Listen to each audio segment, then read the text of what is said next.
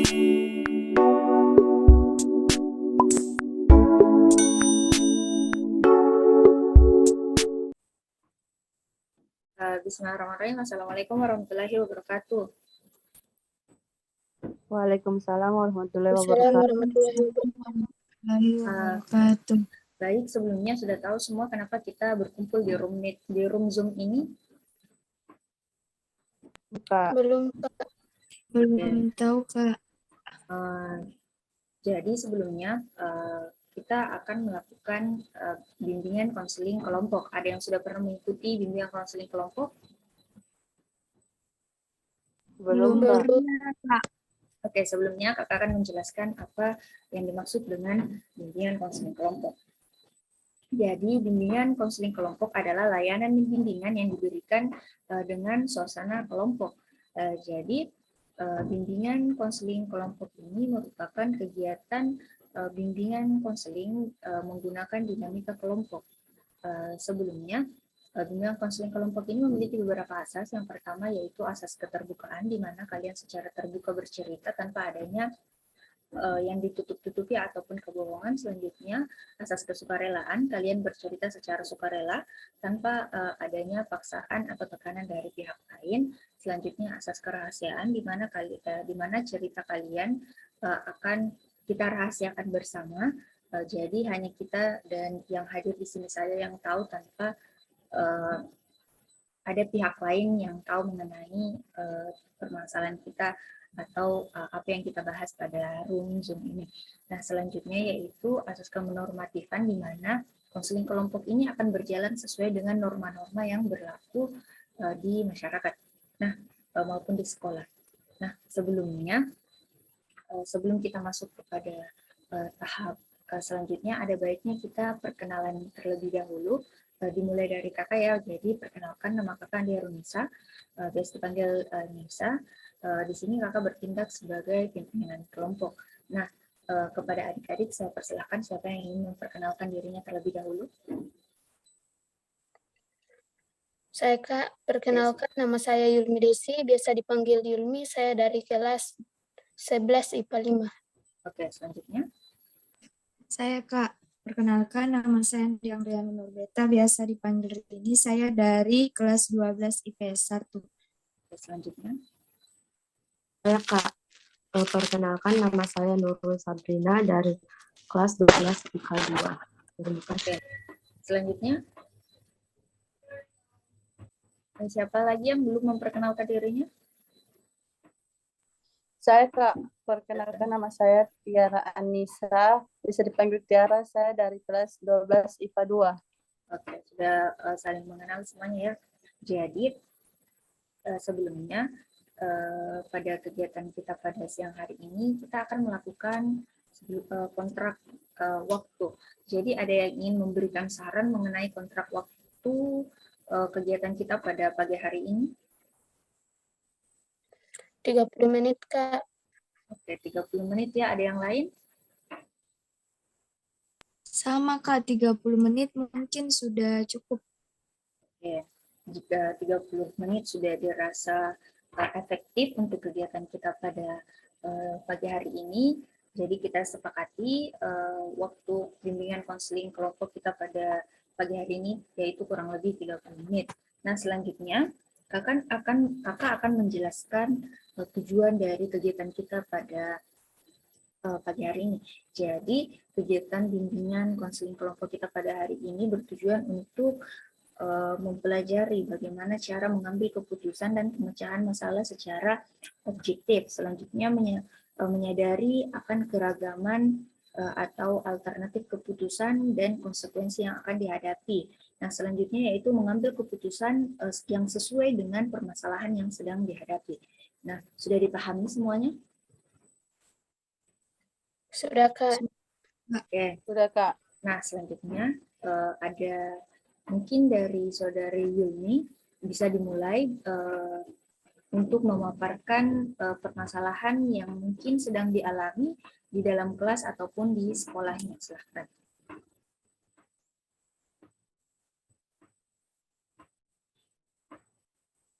Mungkin bisa dimulai dari Yulmi.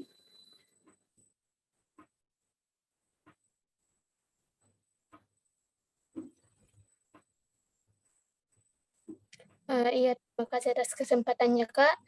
Jadi masalah yang saya alami terkait dengan masalah kesulitan belajar, yaitu saya sering menunda tugas-tugas yang diberikan oleh guru. Yang Mungkin menunda itu, Kak. tugas. Selanjutnya, Kalau saya Kak mungkin sama seperti Yulmi, sering mengeluh tentang tugas-tugas. yang menunda tugas juga. Selanjutnya, Saya Kak, kalau saya Kak itu kesulitan dalam belajar di mana saya sulit memahami penjelasan dari guru karena metode pengajarannya itu terus Kak, ndak praktek, hanya teori terus. Nah, hal tersebut itu yang mengakibatkan saya sulit memahami pelajaran. Mungkin seperti itu, Kak. oke. Selanjutnya, pada yang terakhir mungkin Nurul Sabrina. Saya mungkin faktor kesulitan yaitu suasana belajar yang kurang kondusif di sekolah, Kak. Karena mungkin juga kadang gurunya kalau menyampaikan materi, kami kadang susah memahaminya. Oke, Penyebab itu karena mungkin, Kak, materinya tidak terlalu monoton, Kak. oke. Jadi ada beberapa topik permasalahan, yaitu menunda tugas, kesulitan dalam belajar, dan sulit memahami materi. Nah, menurut pendapat dari teman-teman sekalian, menurut kalian di beberapa masalah tadi, yaitu ada kesulitan belajar, menunda tugas, terus sulit memahami materi, dan sulit berkonsentrasi saat belajar.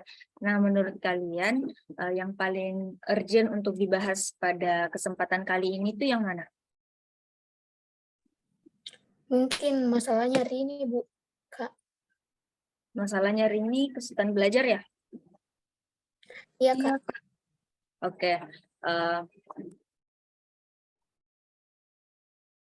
Oke, jadi yang akan kita bahas pada kesempatan kali ini yaitu kesulitan belajar. Nah, kepada anggota kelompok, silahkan untuk mengemukakan pendapatnya mengenai kesulitan belajar. Ada yang ingin berpendapat terlebih dahulu?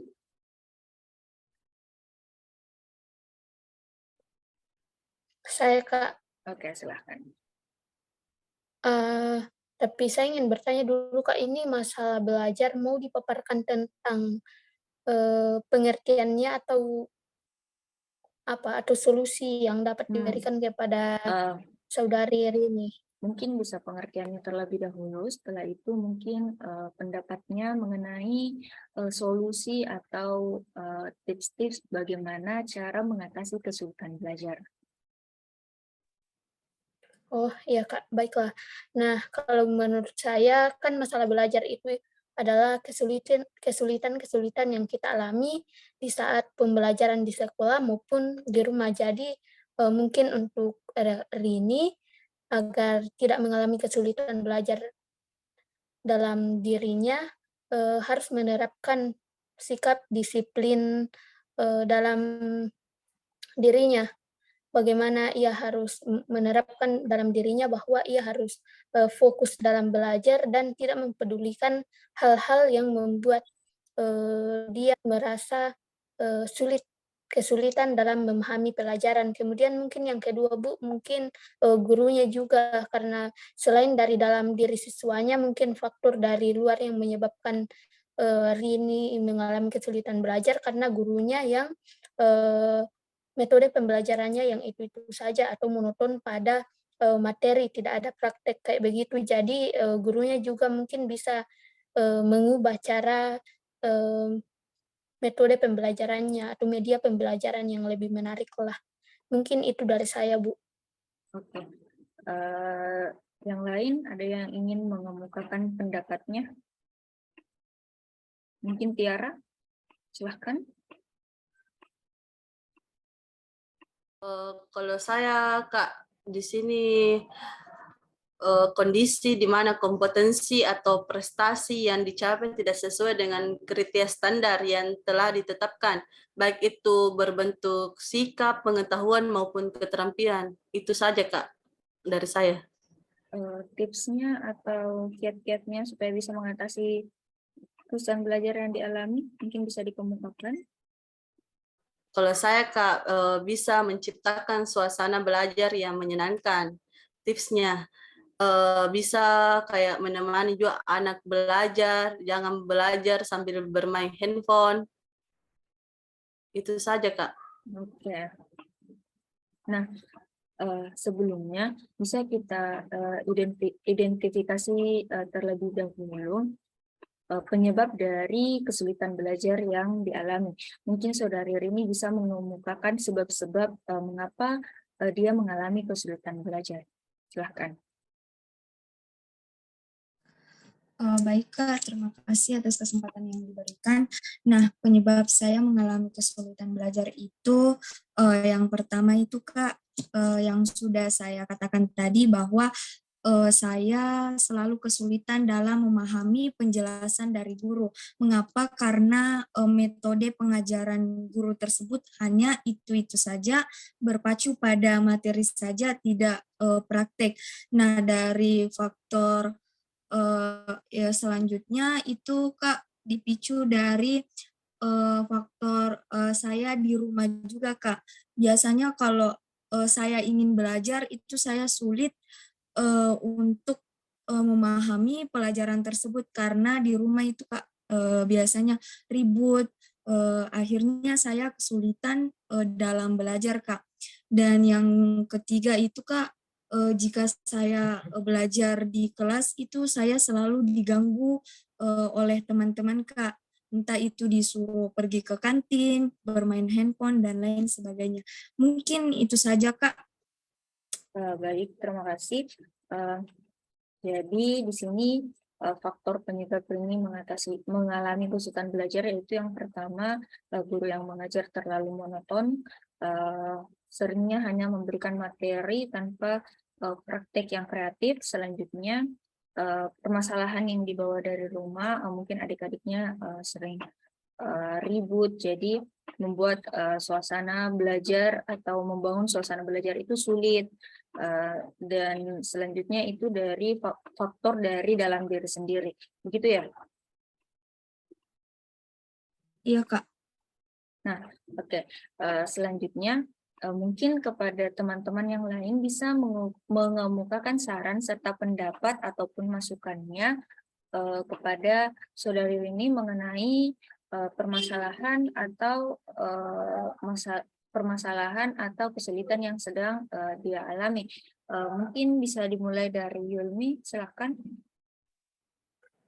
Baik, terima kasih atas kesempatannya, Kak. Jadi, untuk Rini, mungkin tips yang dapat saya berikan atau solusi-solusi yang dapat saya berikan itu dilihat dari penyebab kesulitan belajar Rini. Yang pertama, carilah tempat belajar yang nyaman, baik di rumah misalnya, kan di dalam rumahnya itu ribut, jadi carilah tempat-tempat yang dianggap tidak ribut, misalnya di kamar, atau di taman-taman rumah, belakang rumah, atau dimanapun tempat-tempat yang menurut Rini nyaman. Kemudian kan faktor dari dalam diri Rini juga sendiri salah satunya penyebabnya. Jadi Rini bisa menerapkan eh, apa ya?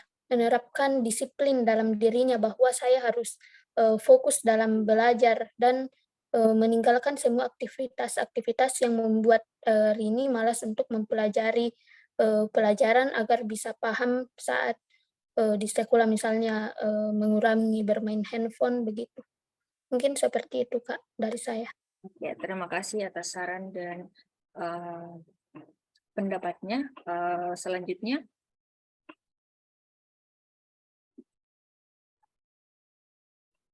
Tiara, silakan. Kalau saya Kak sama seperti Yulmi. Bisa dijelaskan apanya yang sama? Seperti mungkin mencari tempat yang baik untuk belajar, seperti begitu, Kak. Ya, terima kasih semua atas saran Tambahan pendapat. Kak sedikit. Silahkan. Iya, selain yang dari tadi saya sebutkan tadi, mungkin Rini juga bisa mencari gaya belajar yang tepat agar mampu memahami pelajaran-pelajaran yang diberikan oleh guru baik di rumah maupun di sekolah saat mengetahui gaya belajarnya seperti apa. Mungkin itu, Kak. Oke, terima kasih semua teman-teman atas saran, pendapat, maupun solusi-solusi yang diberikan kepada saudari Rini.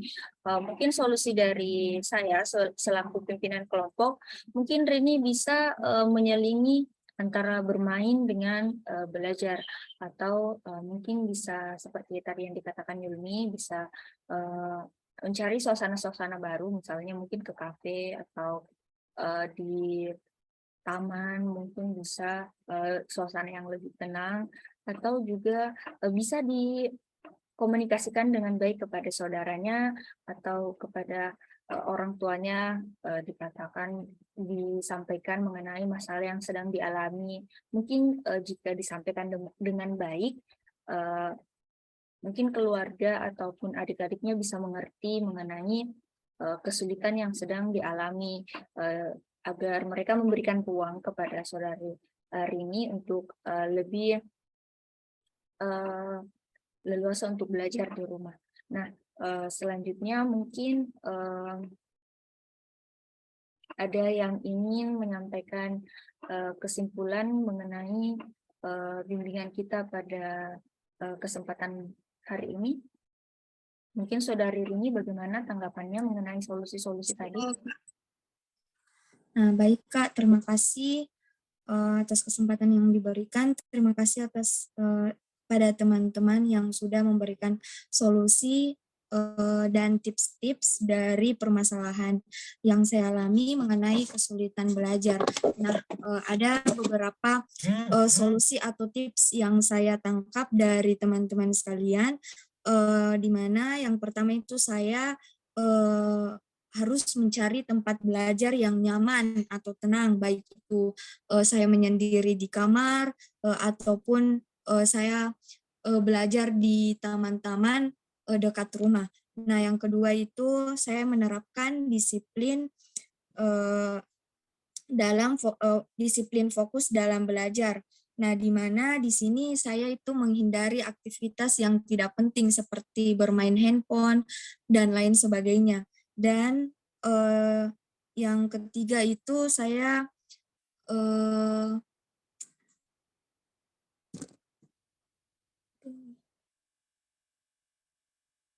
mencari gaya belajar. Saya harus temukan gaya belajar saya ini seperti apa yang bisa yang tidak menyebabkan saya kesulitan dalam belajar. Dan sedikit juga tambahan solusi dari Ibu itu mengenai saya menyelingi waktu antara bermain dan belajar serta mencari suasana baru yang tenang yang tidak mengakibatkan saya ini kesulitan dalam belajar. Mungkin seperti itu, Bu. Terima kasih. Saya kembalikan kepada Ibu. Oke, terima kasih atas pendapatnya tadi. Jadi karena waktu membatasi kita dan kesepakatan waktu kita di awal sudah berakhir, ada baiknya jika kita mengakhiri sesi konseling pada pagi hari ini. Nah, sebelum kita akhiri, jadi Ibu ingin bertanya bagaimana rencana kalian, bagaimana rencana tindak lanjut kalian ke depannya setelah mengikuti sesi konseling kelompok pada pagi hari ini. Mungkin saudari Rini bisa dipaparkan. Maaf, Bu, putus-putus suara tak. Oke. Bisa. Jadi bagaimana rencana tindak lanjut kalian setelah mengikuti sesi konseling pada pagi hari ini? Mungkin itu bisa didengar dengan baik?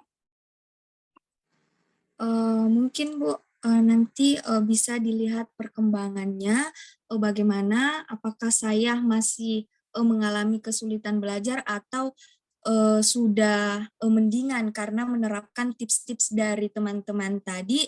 Dan jika memang saya masih mengalami, mungkin bisa diberikan lagi layanan selanjutnya, Ibu, seperti itu. Oke. Pendapat dari yang lain, ada yang ingin memaparkan? Saya, Kak. Silahkan. Nah, mungkin seperti ini karena juga tips-tips yang telah diberikan tadi baik dari kakak maupun dari teman-teman. Jadi kami juga sebagai peserta dapat menerapkan tips-tips yang juga diberikan kepada Rini agar kami juga dapat memahami pelajaran-pelajaran yang belum kami pahami dan juga jika masih ada atau mungkin masalah yang kami alami ke depannya setelah mengikuti konseling ini, kami mungkin bisa mengkonsultasikannya kepada kakak lagi. Mungkin seperti itu, Kak. Oke. Bagus sekali. Saya harap kalian bisa berhasil dalam menerapkan tips-tips dan solusi-solusi yang kita pecahkan bersama tadi.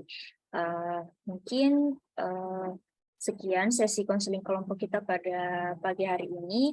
Lebih dan kurangnya mohon dimaafkan jika masih ada yang kurang atau masih ada yang masih ingin dibahas, silakan untuk menghubungi saya untuk reschedule pada pertemuan berikutnya. Mungkin itu saja. Sekian. Wassalamualaikum warahmatullahi wabarakatuh. Waalaikumsalam warahmatullahi Assalamualaikum warahmatullahi wabarakatuh. wabarakatuh. Sama. Terima kasih, Kak.